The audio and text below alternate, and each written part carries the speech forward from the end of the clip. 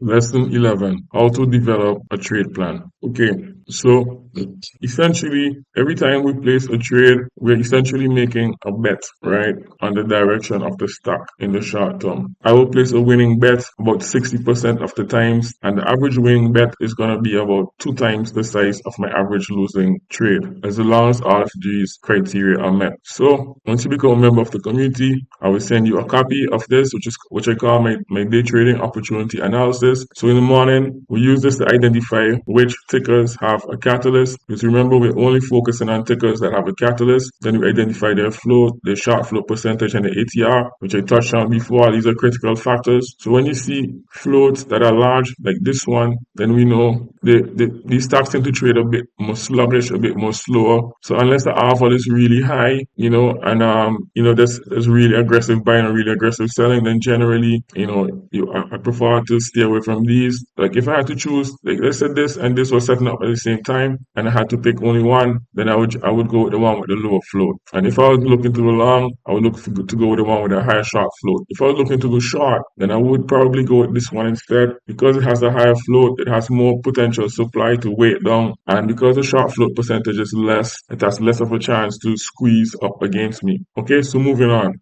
So before we place any trades, we want to make sure that the stock meets all of our criteria. So anytime we get to a criteria and it says no or not yet, boom, we forget about that stock. We don't care if it's forming the technical setup on the intraday chart, the 5 minute chart, on the signal time frame, we avoid it. If the spread is not good, we avoid it. If the alpha is below 200%, we avoid it. If the daily candle is showing long, but the intraday candle is showing short, we avoid it. If they're not a minimum of two pullback candles, we avoid it. Okay, simple. So we only go to the point of developing our trade plan when we can tick off all of these criteria, right? So the fourth step in developing our trade plan is to identify the next level of support or resistance, right? So in the example that we're going to use, PL, the next level of resistance